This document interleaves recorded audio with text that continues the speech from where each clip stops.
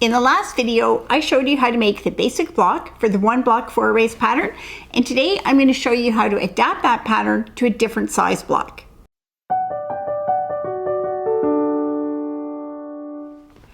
Welcome to Epida Studio. My name is Elizabeth and I help you make beautiful things with quilting, bojagi, and embroidery.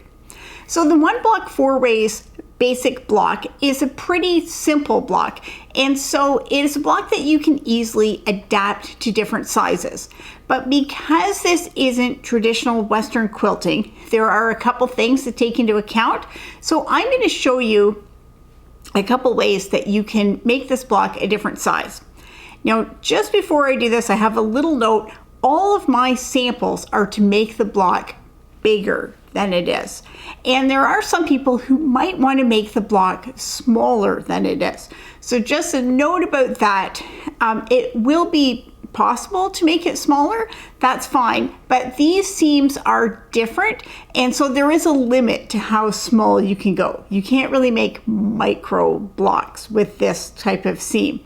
And also, if you want to make this as a window hanging, then you really have to be careful of how small you go, because the seam itself is what gives like the leading stained glass effect.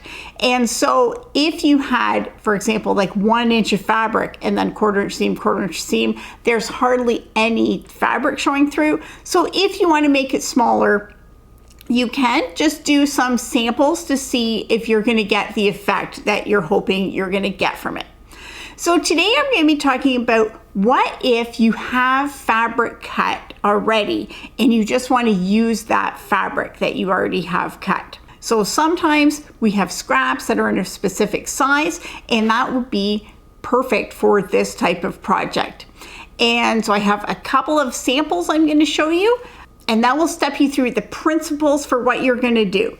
So the first sample I'm going to show you, this came about because I inherited from somebody in my quilt guild these 6-inch squares of flannel, and I thought that would be really nice for this project. But as you know, the basic pieces you cut are 2.5 by 4.5. So that would mean cutting off just little bits from this block.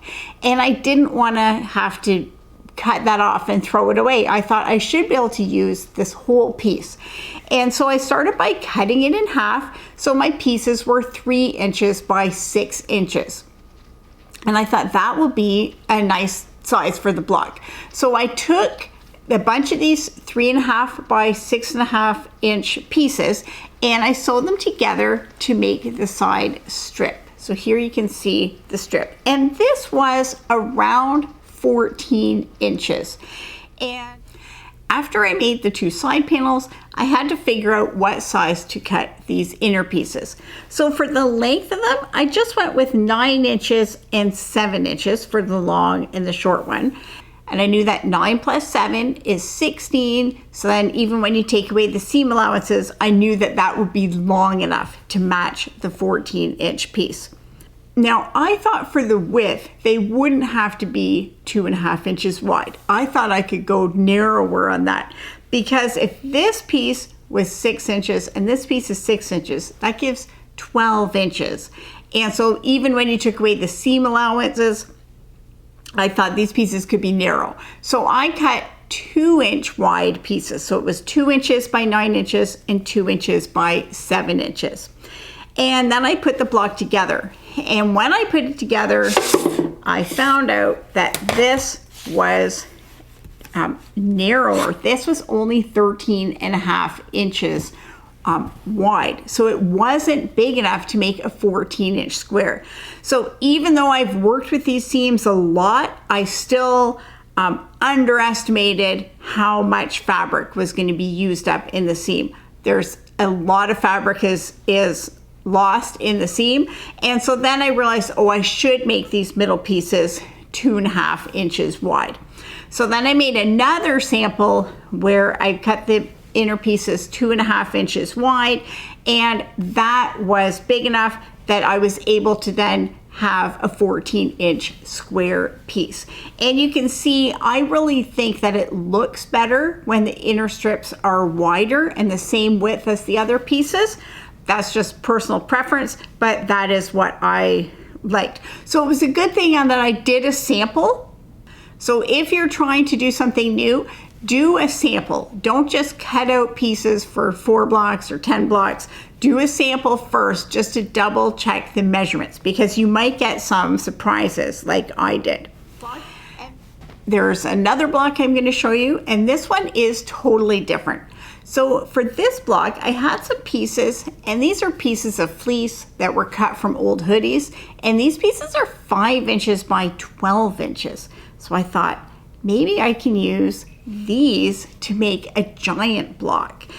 Because with this fabric, I didn't want to cut it down really small. I wanted to keep it kind of big. And so I did a similar thing. I started with taking these pieces and I sewed 6 of them together to make a long strip. And so here we can see there is the long strip that we have. And then for the inner section, I didn't have long pieces to be able to make the these long strips. So I just took these same pieces and I just sewed a bunch of them together. So here we can see it's 2 and a little bit. That's 1, 2 and a bit. So there's a seam there. And then on the other side, it was again 2 and a little bit. So in this one, the inner section is totally different. It's not just a long strip and a medium strip. It's just a bunch of these repeated. And then for this block, I was only planning on making 1 block. So it didn't really matter what size it is, and it actually didn't even matter if it was an exact square, because I didn't have anything else to match it with. So I'm going to be talking more about this project in a later video, but this will show you what the block looks like on that. So that was just something else that was a fun way to use fabric that I already had and I already had cut out. So if you have fabric pieces that you want to use, you can probably use them in this block, but you might have to do a little bit of experimenting to figure out what size to cut your pieces. When you're thinking of these seam allowances, you don't add 1/2 inch to get the size. It's more like 3/4 of an inch and sometimes 1 inch. So as you play with it and work with it, then you'll get more familiar and you'll realize why you can't do the exact math calculations on this. But just experiment and see what you come up with. It's a great way to use scraps from your stash. Now, what if you want to design a block that's a specific size? That's what I'm going to talk about in the next video.